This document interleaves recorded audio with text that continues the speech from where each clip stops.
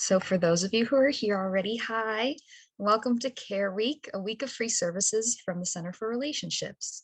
I'm AJ, I'm the brand director, and with me is Jamie, the facilitator, and Lizzie, our operations coordinator. And we're excited to welcome you to Raising an Emotionally Intelligent Child, the workshop led by Jamie Brown. So first of all, for those who don't know about us, the Center for Relationships is a community counseling and outreach center located in the Austin, Texas area. And we provide mental health resources through counseling for individuals, couples, families, and groups. And we also provide it through mental health education resources like the one that you're at today. We are having our 8th year of Care Week. This is our 8th annual, and it's our 2nd year of keeping Care Week fully virtual. So we love to be able to reach people outside of Texas. We would love if you would go in the chat in the bottom and just let us know where you're from. We always love to hear which unique new group joins us every time. Before we get to the presentation, I just have a few housekeeping notes I want to cover. First of all, there's no materials needed for this workshop except for some kind of pen or a paper or note document for you to write down. We're going to be doing a short quizzing exercise about your parenting style. So if you have something to write down, that is ideal for this workshop. So without further ado, first I'd like to introduce our facilitator. This workshop is facilitated by Jamie Brown. Jamie has a bachelor's in psychology and a master's in professional counseling from Texas State University. Jamie specializes in many populations and interests, including but not limited to couples wanting to learn how to reconnect emotionally or physically, parents learning to co-parent or connect with their teenagers, and individuals experiencing life transitions or processing difficult emotions and experiences. Jamie enjoys working collaboratively with each person's goals, interests, and efforts to help them recognize and reach their full potential. Without further ado, Jamie, go ahead and take it away. Thank you for that, AJ. Good afternoon, y'all. Thank you for joining me today to learn about raising emotionally intelligent children based on the work of John Gottman. This is somewhat of a passion topic for me as a therapist. I mostly work with couples, and many of whom have children. It's a subject that I wish more parents knew more about, since it can have a profound impact on young children and teens alike. So recently I was at my in-laws playing with my niece and nephew. She's nearly 2 and he's 6.5. My nephew and I were playing a game with one of those puzzle toys, and he created a racing game with lots of rules and challenges. And my niece suddenly became annoyed that we were using one of her toys. So she stomped over and tried to rip the toy from his hands. You might be able to imagine how well that went. So we told her, no, he's playing with that. You have to share. And my sister-in-law scooped her up to console her. My nephew was visibly upset. He was looking down at his, at his hands in his lap, not touching the toy anymore. So there's a few ways that I could respond here. I could pretend that, I don't notice that he's upset and hope that he'll forget quickly and even go console my crying niece. I could also, try to distract him, keep him playing the game. I could tell him that he shouldn't be upset because she's little and she doesn't understand, and he still has the toy anyway.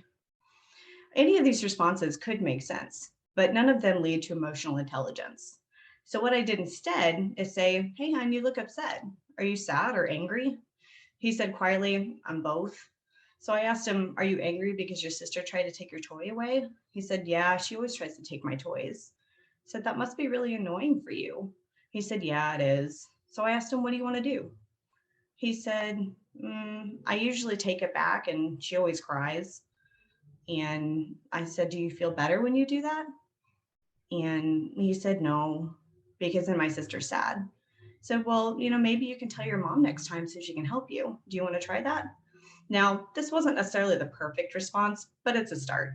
I would recommend allowing him to try to come up with a solution at first. And so he ended up responding and said, yeah, maybe I could try that. So I continue and say, okay, so why are you feeling sad? He said, because we were winning against the other team and now she messed up the game. So at this point, he's looking up at me with little tears in his eyes and still isn't touching the toy. So I lean over and I give him a hug and I say, you're sad because we were probably going to beat the other team and now we have to start the game over. He nods and hugs me tighter. I said, so what do you want to do now? He said, can we start over? So of course we started over, and he started smiling and started playing again. Had I used one of the first responses, we probably would have started over sooner and he would have forgotten the event pretty quickly. but I wouldn't have known why he was so upset. And he may not have learned how to label his feelings. I'll be honest, this type of response does not come naturally to me. I teach emotional coaching to parents, but it's not the type of parenting that I was exposed to growing up. Normally, I probably would have tended towards telling him that it's all right, we could just start over and begin setting the game back up. I reminded myself that this is the type of opportunity I tell my clients to look for. So, of course, I had to take advantage of the opportunity myself. So, I'm curious, have any of you heard of these different sayings before? Maybe your parents said them, or maybe you said them yourselves. Some of these are fairly common responses. And you may not realize it, but these can be dismissive or disapproving of a child's feelings. Had I told my nephew, you shouldn't be upset because your sister is little and she doesn't understand, besides you still have the toy, that would have been a disapproving response. I'd be telling him that his feelings are wrong because logically, he should know that his little sister doesn't understand the concept of sharing. That's not fair to tell a 6-year old. Had I distracted him or pretended that I didn't notice that he was upset, I would have dismissed his feelings. He might not have noticed in the moment because he was happy to have the toy again, but over time, he would notice if that happened every time. He also might never learn to label his feelings if his parents respond in the same way. So, why is emotional intelligence important, especially in a child? There are several benefits to your child when you teach them to be emotionally intelligent. When you are aware of your child's feelings, when you empathize with them, when you soothe them, when you guide them through how to manage their emotions, your child learns to control their impulses. They learn to delay their gratification, to motivate themselves. They learn to read social cues. They learn to be more resilient when they face challenges. And they trust you more. If they can see that you're there for the little things, they learn that they can rely on you for the bigger things. So, what can you do as a parent? You can be aware of your own emotions. When do you feel them? Are you able to easily name them yourself? Children learn the vocabulary from watching others, which includes how to name their feelings. It typically starts with mad, sad, and happy, but evolves over time as they're exposed to more. How do you feel about your emotions? Do you feel anxious, scared, frustrated? Do you feel accepting of your own emotions? Maybe you weren't really exposed to emotions much as a child yourself. So as an adult, you might have a hard time labeling them. So how do you manage them? Do you ignore them? Do you have coping skills and processes in place to manage them? One of the important things is to learn to accept your emotions. They can seem scary or overwhelming when you avoid them, but they become manageable when you can learn to accept them. It's also important that you model for your children. Don't hide your emotions from them. They learn that emotions are healthy and normal and acceptable. They learn how you manage them and can create their own processes that work for them. What works for one person won't necessarily work for somebody else. But if they get different exposure, then they can pick and choose what does work for them. Take some time to reflect. Building your emotional awareness requires some alone time, which can seem impossible or even selfish, especially if you have little ones. But if you can learn, or you can learn to become a better parent and become a more regulated human being if you can learn emotional awareness yourself. Keep an emotion log if you feel anxious or scared about your emotions. Track your emotional responses, label them, write about them so that you can help define and contain them. They tend to take on boundaries and limits if you do that. Be aware of your beliefs about emotions, which oftentimes comes from the parenting that we ourselves were exposed to. This shapes your own emotional parenting style. So, we're going to take an assessment, and it asks about your feelings regarding sadness, fear, and anger in yourself and in your child to help you determine what your emotional parenting style is. Please look through each list and make a tally each time one of these statements rings true for you in each section. This is where you're going to go ahead and use that piece of paper. The assessment is broken down into 4 sections. Please make a note of how many times you agreed in each section, as this will be important during scoring. We'll take about 10 minutes to complete the assessment. If you don't wish to complete it at this time, that's totally fine. You can take a break, go stretch your legs, step outside, take a few minutes to reflect. Now, I encourage you to go ahead and close your eyes. I want you to picture your family. Take a moment to think about times that your child has had really big emotions. Maybe they were crying and clinging to you. Maybe they were yelling or throwing toys. Maybe your normally happy, silly child was quiet and withdrawn.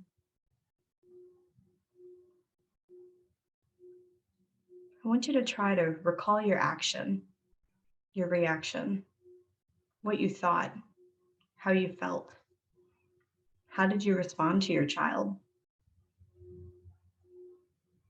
Keep these moments in mind as you answer these following questions.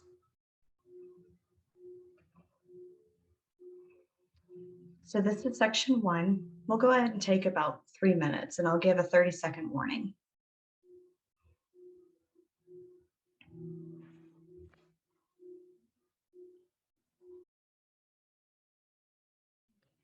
We're going to move on to section 2.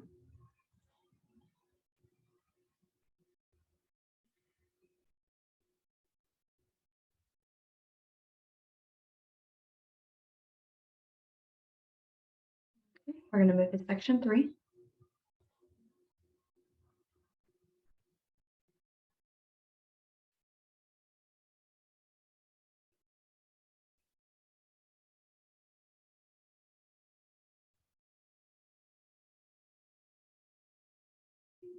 Now we're moving on to section 4.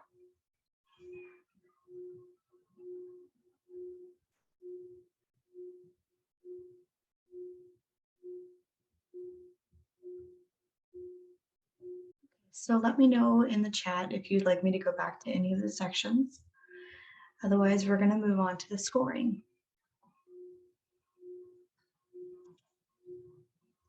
So what is your parenting style? I want you to add up the number of times that you said true for section 1, and you're going to divide that total by 25. This is going to be your dismissing score.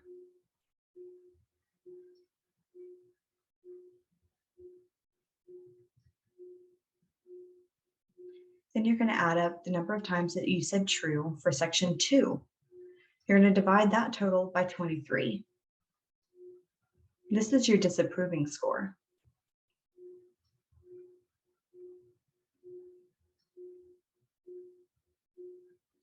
For section 3, add up the number of times you said true and divide that total by 10. This is your laissez-faire score. And we're going to be discussing a little bit further what each of these different parenting styles are and what they look like. For section 4, add up the number of times you said true and divide that total by 23. This is your emotion coaching score. So when you have all of your scores together, you can compare them. The higher you score in any one area, the more you tend towards that style of parenting. You may have multiple styles that have similar scores. That means that you have tendencies of each of them.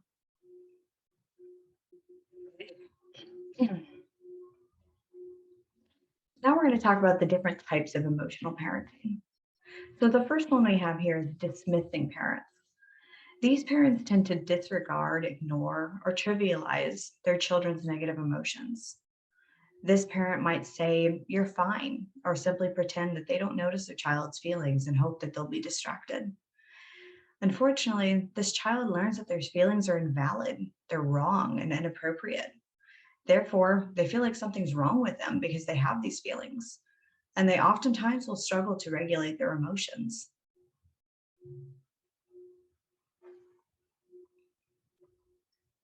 Then we have the disapproving parents. These parents tend to criticize their children's displays of negative emotions.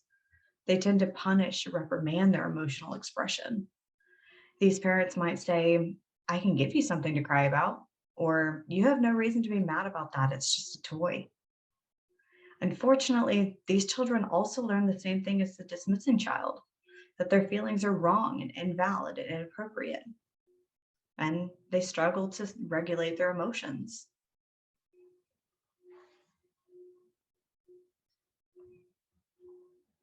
Then we have the laissez-faire parent. These parents, they accept and empathize with their children, but they don't offer guidance or set limits. This parent might hug their child and tell them it'll all be okay and leave it at that. This child does not learn to regulate their emotions. They will typically have difficulty concentrating and forming friendships and getting along with other children. They might have a close relationship with you because you offer them acceptance and comfort, but they really don't learn how to regulate their emotions themselves.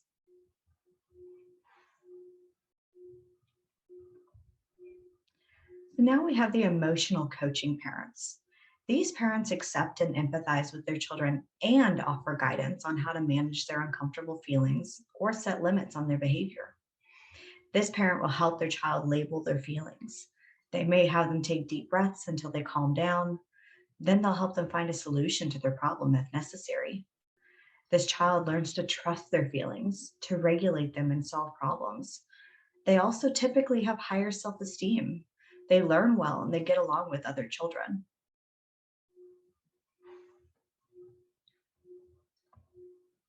So let's talk a little bit more about emotion coaching. What does it look like? You should accept your children's emotions and empathize with them. Ask them how they're feeling. Help them identify the emotion if they don't know what to call it. Offer guidance on how to manage their uncomfortable feelings. Set limits on their behavior when necessary, such as when they're disruptive or harmful or have destructive behavior. Teach them healthier ways to express their feelings. It's important to be consistent when you set limits and to be firm, but also warm. Don't object or ignore your children's displays of negative emotions, such as anger, sadness, fear, frustration.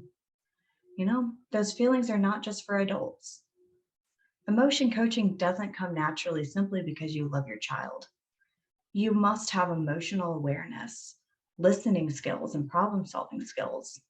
It takes practice and forethought. It's okay if you don't get it perfect every time. It's a skill that you have to continue building and practicing. So, how do you empathize? What does that look like? Ask how your child is feeling.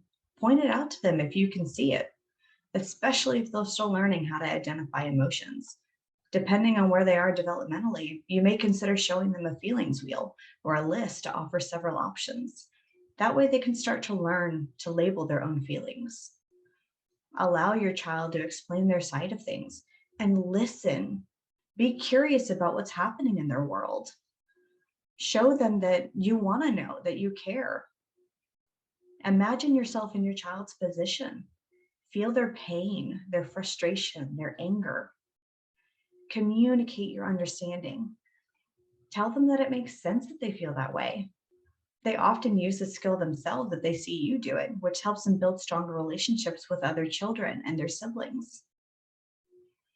Don't blow off their feelings. Even if they seem trivial to you, they're not to them. They actually learn to build resilience. Don't immediately try to solve the problem for them either. Let them make a decision or ask for help.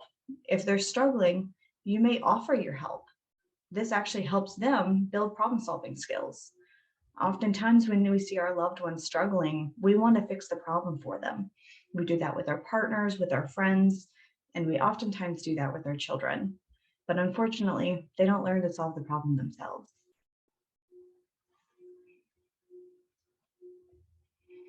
So, how do you offer guidance? There's several different ways that your child can regulate their emotions. So, you might want to teach them to take deep breaths, slowly inhaling through their nose and slowly exhaling through their mouth.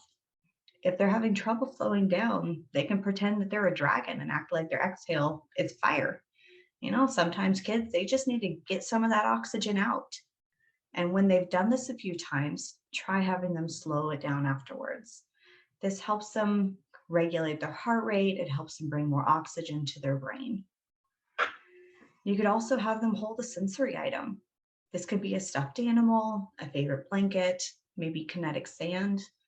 If they have a fidget toy or anything else that is comforting or allows them to keep their hands busy. If your child's a little bit older, you can play a category game with them. Have them choose a category and name as many things from that category as they can while taking deep breaths in between. It's important that they continue breathing so that they can slow their heart rate and keep that oxygen moving.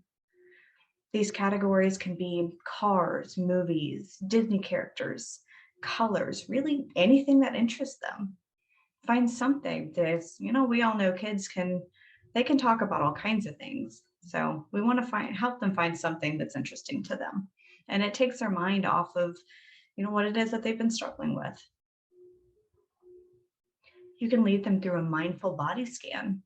Have them lay down on their back and close their eyes, and then have them inhale and squeeze their toes as hard as they possibly can. And then as they exhale, they can relax their toes.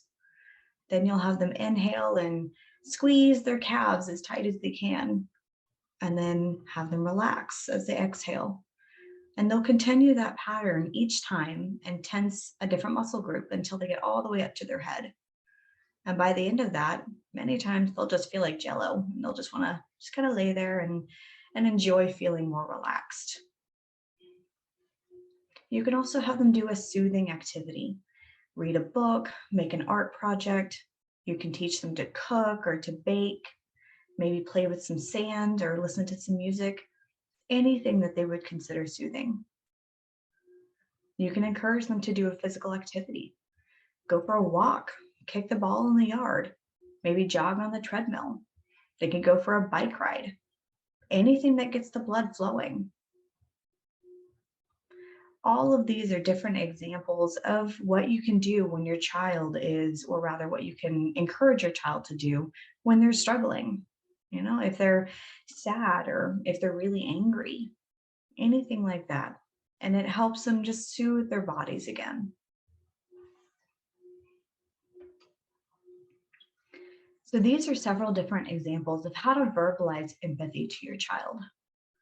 You could say something like, I hear you saying that Lucy hurt your feelings and that makes you sad.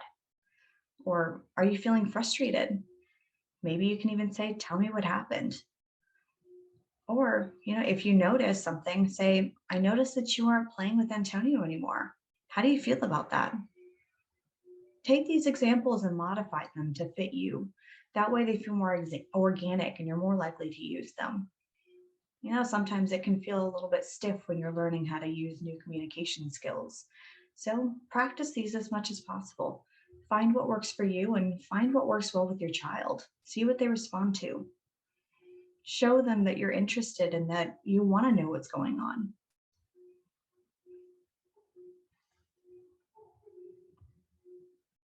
And remember, your child has reasons for their feelings, whether they can articulate those reasons or not.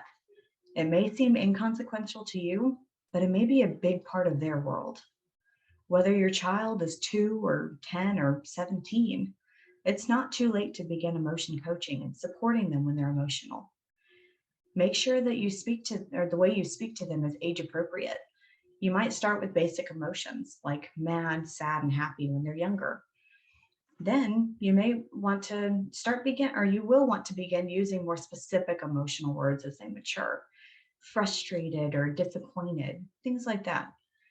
The more you show an interest in their world, the more they will rely on you for support and comfort. If your teen is withdrawing from you, let them know that you're there for them and that you notice their feelings without pushing if they're not ready to come to you. Just be ready to support and guide when they do. So thank you all for joining me today. I hope this has been helpful. Feel free to ask any questions or share any comments that you have in the chat box. And my email is at the bottom of the slide if you think of any questions later. Thank you, Jamie. That was awesome. If you guys have any questions, we're going to move into our Q&A section right now for a little bit. So yeah, awesome. Thank you, Jamie, for telling us all about that. I have 2 kids myself, so it's it's helpful sometimes just to take a moment and to just get a feeling for how I'm speaking with them and that stuff. Oh, we do have a question. This question is, when my 7-year-old son gets mad, he's unwilling to receive anything from me. How do I support him during this overwhelming time? It's important that you let him know that you're there, that you're willing to support him in any way, in Sorry, any way I'll that you mute can. myself.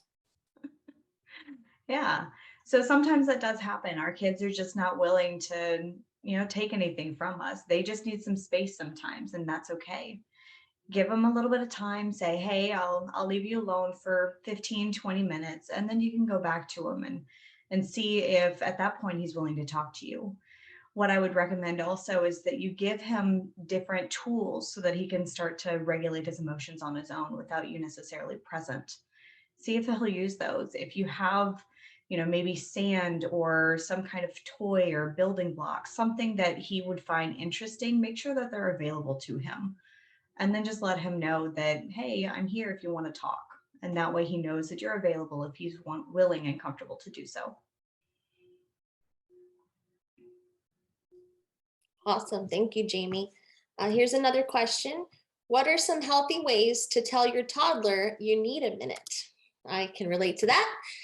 When she is also feeling angry or irritated and needs you. I'm so used to shoving my own needs down when my daughter needs me, but I don't show up fully for her. That's an excellent question. And, sometimes it could be really hard, especially if it's just you and your toddler at home. And, you do need a break sometimes. So it's helpful if you start to use the vocabulary to tell them when they're upset, and they'll start to recognize. You say, I can see you're really mad right now, or you're really upset, or you're really sad. And then you can start to use that vocabulary with yourself and say, mommy needs some time, mommy's sad, or, daddy's really upset right now, daddy needs some space, something like that. It can also be helpful if you find something that's comforting to your child. So if your child is really dysregulated at the time, find an activity for them to do, using sand or using an art project, something like that, to keep them occupied while you take some time for yourself.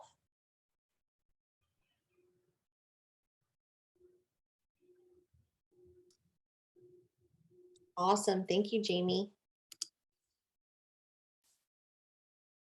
Of course, if y'all think of any questions later, I'm more than happy to answer them via email. Yep, Jamie's email is up on the screen there. Jami, Jami, at the centerforrelationships.com. If any of you are wondering, the information that I shared today is from this book by John Gottman, Raising an Emotionally Intelligent Child. So if you're wanting some more further information, and if you like reading, this is a good one to read.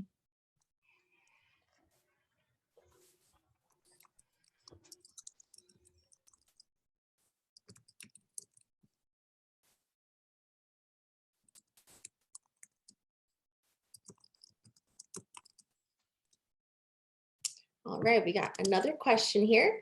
My daughter is always angry in the morning when she wakes up. How should I support her? That's another really excellent question. So I myself am not a morning person, so I can relate, totally understand. I was one of those very upset children in the morning.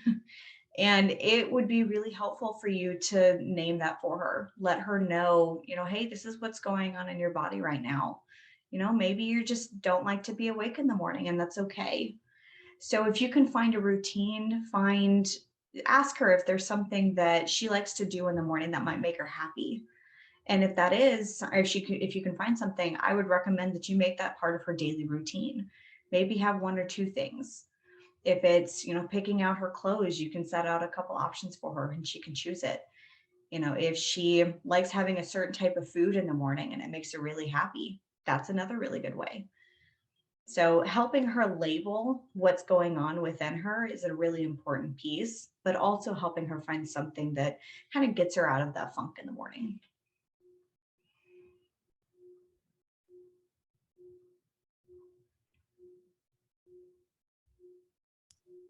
All right, we have another question here. What are some healthy ways for kids to explore their emotions on their own? Journaling seems helpful, but for an adult to do that. But is there a similar activity for kids? There absolutely is. That's a wonderful question. So, if your child likes doing any kind of artwork, then you can help them kind of pick out different colors that represent different emotions. So, if maybe they want to use blue for sad and pink for happy and green for mad, whatever they want to label it, then you can help them do different art projects so that they can start to represent their feelings using these colors. You can help them create maybe different lines and say, if you're, or just, put a piece of paper in front of them with a pen and they can make little line drawings that just show what they're feeling right now. Another way that they can start to recognize it is ask them where in their body are they feeling it? Are they noticing a tightness in their stomach? Are they noticing that maybe they're clenching their fists? Anything like that, where they can start to physically recognize the signs, they'll start to relate them a little bit better. They'll start to recognize those as they continue on in their lives. I have a question, Jamie. How do you feel about the term, terrible twos, those sort of things? I feel like my daughter, who's 3, was in her terrible twos at year 1, and she's like ahead a year in her emotional intelligence, and all of that. So do you have a viewpoint on anything like that? Yes, I absolutely do, Lizzie. If you might recall that earlier I mentioned a story involving my niece and nephew. Well, my niece is almost 2, and she's been in her terrible twos for several months now. So I fully relate on that. And honestly, I don't think that that term's necessarily harmful because, one, the kids don't really know what we're saying. But, 2, it's a way for us to be able to relate to other parents and for us to recognize that we're not alone in this. And, there's a lot of different similarities between kids. But, sometimes it's just them figuring out what their personality is. Every kid has a very different personality and it tends to show up pretty early on.